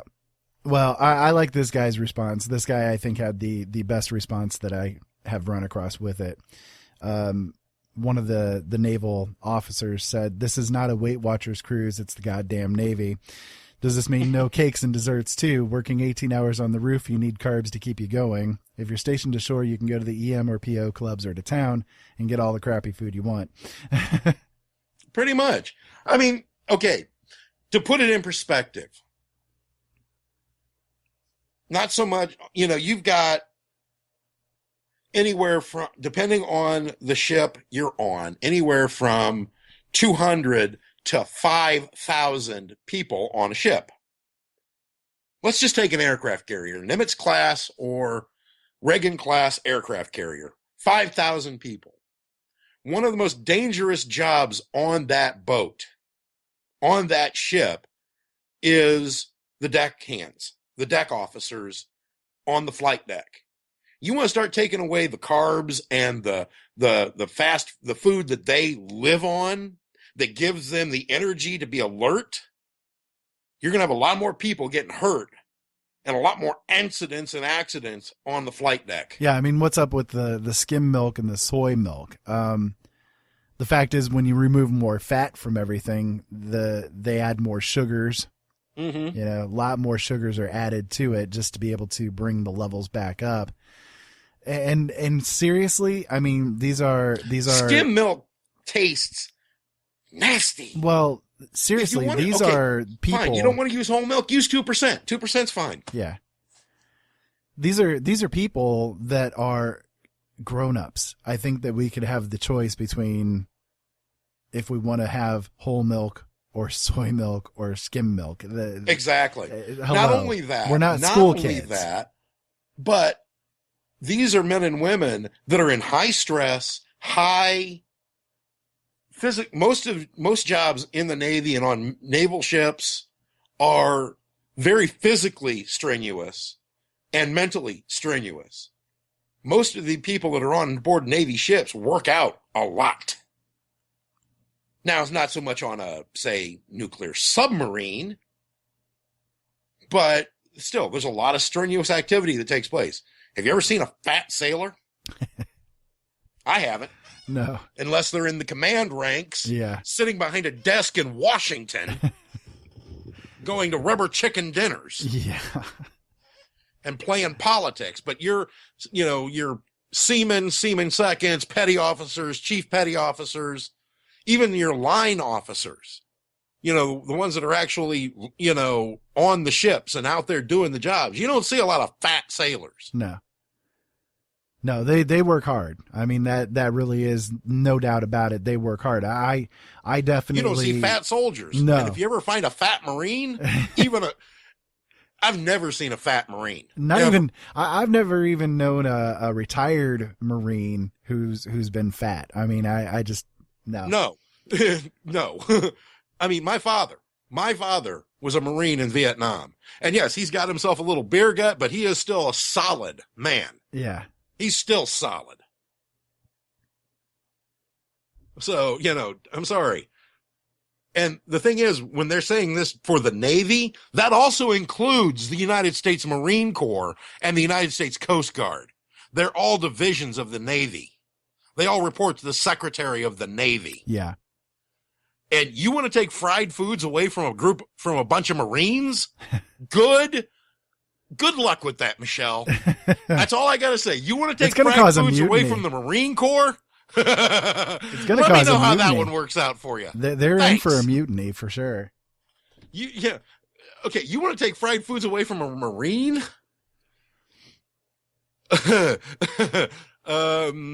You'd have better luck taking a raw steak away from a rabid pit bull. Yeah, pretty much. So a couple of other stories that I ran across here over the past week or so. What are they thinking? I know. Nanny state. It's a bloody nanny state, and it's brainwashing. It's mind control. It's the fact that the foods, the school lunches thing, she's tried to push through, and it's really failed. I mean, it's failed epically. Have you seen some of the lunches out there that they've tried to bring across? I mean, they look horrific. They look nasty as hell. Yeah. And the thing is, a lot of the school systems literally have told her where to park it. Yeah. Oh yeah. Because it triples their costs. And a lot of school systems don't have the money, especially with them trying to push core standards and deal with Bush's legacy of No Child Left Behind. They don't have the money to go out and buy a bunch of organically grown crap to feed the kids. Yeah.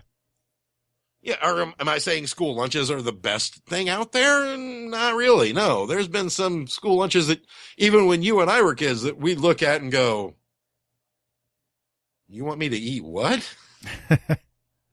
Thanks. I'll go a la carte. I'm going to have the pizza. Thank you. Yeah. Yeah, exactly. I lived on them big square slabs of pizza for 4 years in high school. Yeah. I lived on make the pizza burrito. I lived on the taco bar that we had at our school. So lucky I didn't have that. Yeah, we had that. On that. We had that. I had that every day. But you went to New Haven High School, or no? You went to Harding, didn't you? Yeah. Eventually. So, the Pentagon. I would have been Malin. I would have been. Oh man! Now I want pizza. The Pentagon has now released its new Law of War manual, and in it there is actually something pretty chilling. I'd like to get your thoughts on this. What are the new rules of engagement? Well, one change in terminology directly targets journalists, stating, in general, journalists are civilians. However, journalists may be members of the armed forces or unprivileged belligerents. Apparently, reporters have joined the ranks of Al-Qaeda in this new unprivileged belligerent designation, which replaces the Bush-era term unlawful combatants. So it's now unprivileged belligerents. Well, I know quite a few military people that don't particularly care for this whole embedding of journalists with combat units. Well, why not? I mean, that's what Brian Williams did. He became famous for being embedded with a unit. Don't you mean infamous for lying about it? You caught me. I mean, yeah, it would be more infamous for lying about it. And man, I got this urge for school pizza right now. I'm sorry. Wow. Don't you? No, not really. No, you got an urge for tacos. Yeah. Man, if there was a Taco Bell close that was open, I'd be there. Wow. I think though the big thing that comes to my mind with this, them undesignated belligerents, unprivileged belligerents, that's a little iffy. That's a little scary there. And the fact is that you would think that the media would be the ones to be storming this out, screaming it out, but they're not. I mean, this is being very, very hush-hushed. Hush-hush? Hush-hush. I find it interesting. I mean, I'm going to have to watch LA Confidential. Sorry. I keep digressing because, if I don't digress, every once in a while, my brain explodes. And with the stuff we were discussing before the show, the whole music thing, you already had my brain on, in second stage retrograde already. The thing, I guess, that I guess I'm concerned about with this is that it really opens the door for them to be able to start targeting journalists. And just tossing them into Gitmo. Right. Or kill them flat out. Would that include us as journalists? You never know. I mean, that's the big question, right? But we are not embedded nor are we in a combat zone yet. And then another one that I ran across, and we're starting to run a little short on time, so I'm just kind of trying to cover a few things here. Okay, so that at this point, Detroit is basically recovering from bankruptcy. They're shutting the water off here and there. They are recovering. They are in California. The pipes, it's now being reported, are so bad from the drought that they are being literally corroded from the inside out from human feces. During this time period, the State of Israel is asking the United States for more money in foreign military financing. The U.S. has given Israel $3.1 billion every year on a yearly basis since the 1970s. Beginning in 2007, the U.S. aid package to Israel was negotiated on a 10-year basis, and now Israel wants the aid package increased to $4.5 billion per year. Oh, no, they don't just want, they're demanding it. You got it. You got it. And the only thought in my brain is, when do we take, it's like the story that started the show. Why are we, taking orders from a foreign government? Yeah. Oh, I know, because they actually run the U.S. government. Yeah. Most of the people who are in Congress have dual citizenship with both the United States and Israel. I think that is heinous. I think that anybody that holds a public office needs to have one citizenship to the United States of America, and that's it. Otherwise, it causes too much of a conflict of interest. They need to be immediately removed. I completely agree with you. I mean, the fact that they are actually considering this, and that they are demanding that we increase things, is grounds for them to be removed. Well, we have, if they vote for it, it's grounds for them to be removed. Yeah, absolutely. We have given them in various forms of aid since the 1970s, if you account for inflation, about $2 trillion worth of cash. That's ridiculous. Yeah, I mean, look, okay, so we have the major financial problems that we have here in the United States. There's no denying the fact that we've got some serious financial issues going on here, okay? No, big time. We have, we're at a time period where every single citizen is $56,000 in debt, and every tax-paying citizen has a tax debt of $156,000. why, if these things are true, which they are, we're $18 trillion in the hole, why are we giving any kind of aid in any way, shape, or form to any other country? And why are we giving so many subsidies to all of these companies out there, all these banks, all the corporations, all of the different entities that are out there? We give trillions of dollars to. Trillions. I just brought last week out information talking about how the various banks that got the bailouts during the stimulus package deal that we got completely raped with. Citibank alone got $2.3 trillion. Morgan Chase got $1.9 trillion. Trillion dollars. So why are we subsidizing all these things? Aren't we in a free market system? If these places are doomed to die, then let them frickin' die. That is the capitalist system. That is the free market economy. But now we have it's like GM and Ford and Chrysler. You know that the only major automaker that did not take a bailout was Ford. And they were in just as bad a shape as GM and Chrysler, but they're still around, and they did not take a bailout from the United States government. Did they? Nope. But GM did, and their shareholders got screwed. Yeah. Well, and GM now has a factory over in Israel, too. Yeah, we know that from a story that we did last week. Yep. So why are we giving these companies life support, especially considering the fact that they don't need it? No, they don't. Look at the oil companies alone. $5.3 trillion every year is subsidized just to the oil companies alone. Every freaking year. That amounts to $10 million per minute that we give the oil companies in subsidies. And That's I'm not understanding ridiculous. that because, you know, what's oil at now? 50 some bucks a barrel? Well, Joe, listen. When we gave them the bailouts, we gave them something like, what was it, $510-ish billion, wasn't it? Mm-hmm. Or no, I'm sorry. I think we gave them somewhere like $125 billion during that bailout period. That same year, in one quarter alone, the oil companies reported a profit of $525 billion.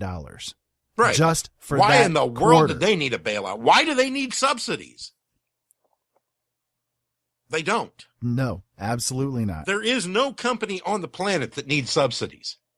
If they cannot survive, they go away. Yeah. Period. Yeah, absolutely. It's like the factory I work in. We're going through a real slow period right now. Do you think the government's giving our company subsidies? I seriously doubt it. You might get tax breaks, but definitely not subsidies. Oh, I doubt we get tax breaks. You got it. Exactly. Most of the And the manufacturing thing is, base in the our United company, States is gone because of if the parent company of the factory I work in decides that my factory that we're not going to get orders and that they can get the work done at one of the other factories that they own, they'll shut that place down. Yeah. And then Period. where are you? They'll shut it down. But they're too big to fail, Joe. There is no such thing. The United States government could go bankrupt. They're not too big to fail either. Yeah. But there is one thing. The United States government goes bankrupt. There's about 18 to 20 other countries that are going bankrupt right along with us. Yeah. Well, we are heading in that direction, I think. You take a look at what's happening over in Greece and don't think that it's isolated to Greece. Oh, no. Everything is completely tied together, and we're in for a big fall. We really are. Yeah. And like I said, when we go down, China's economy is not strong enough. They may have surpassed us in how much they buy, but their economy is not strong enough to run the world economy be the engine of the world economy. Well, no, especially when you consider that their currency is a state controlled currency. They control the pricing of it 100%. It's under their control, so it's not even a free market currency. Right. So, and like I said, they and truthfully, the Chinese currency is useless outside of China. Yeah, absolutely. It's absolutely useless. There is no exchange rate for Chinese currency. Right. Although the BRICS, that's one of the things that is coming along with the BRICS nations, that is going to swiftly change. Joe, we are out of time, unfortunately. Wow. Yeah. Another light speed show. This one went very quickly. Do you have any kind of final words that you'd like to say? Just keep your eyes open, people. Look around you, wake up, and I'll talk to you on Wednesday. Alrighty, folks. If you guys want to go to the show notes for this show, you can go to openeyesnetwork.com/OE124. If you want to send us an email, you can send it to feedback@openeyesnetwork.com. And we'd love to hear from you guys. If you would like to come on as a guest, we would be more than happy to hear from you. And I look forward to hearing from all of you in regards to everything that we spoke about tonight, or anything that you guys happen to have on your minds. If you want to go to my Facebook or Twitter pages, those are at Open Eyes Network on both of those platforms. And I'm very responsive there. On Wednesday, we are going to be speaking about what if this country was completely falling apart. What if? What do you mean, what if? Make sure that you tune in. That's going to be at 7 o'clock p.m. Eastern Standard Time. You can listen to it right here at OpenEyesNetwork.com or LNMRadioNetwork.com. It will be broadcast on both. So make sure that you tune in. You have no excuse.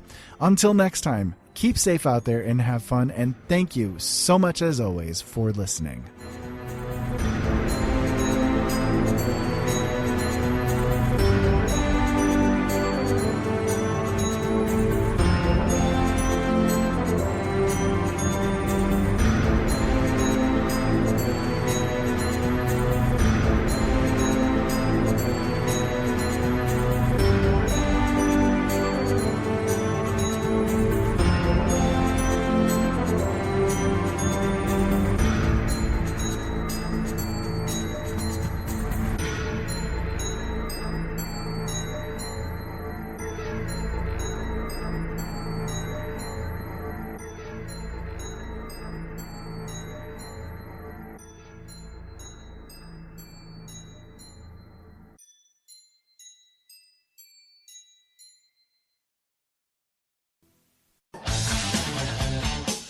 The leader in talk radio on the internet, right here on K98Talk.com.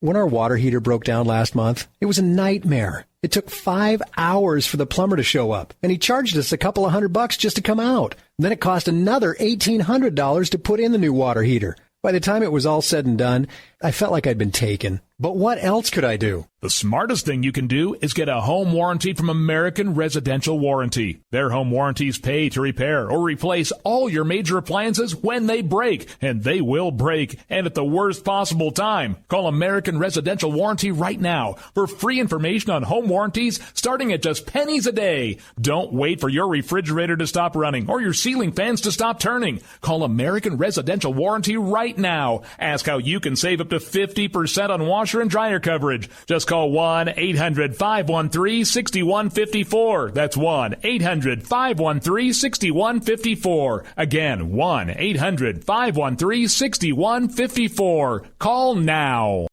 Tired of paying outrageous prices for Viagra? Well, we have great news for you. Now you can finally get Viagra at huge discounts. Healthy Man allows you to save up to $500 on Viagra. Why pay U.S. pharmacy prices of $15 per pill or more when you can get Viagra for less than $3 a pill? Call today and get 40 Viagra pills for only $99. This can cost as much as $600 at your local pharmacy. You can't afford not to call us. If you want Viagra at the lowest prices, never pay $15 $3 a pill pharmacy prices again. Get Viagra for less than $3 a pill. Call 1-800-516-7602 today and save up to $500 and get 40 pills for just $99. Healthy Man is fast, easy, and affordable. Operators are waiting at 1-800-516-7602 to take your call right now. Call 1-800-516-7602. That's 1-800-516-7602. Again, 1-800-516-7602.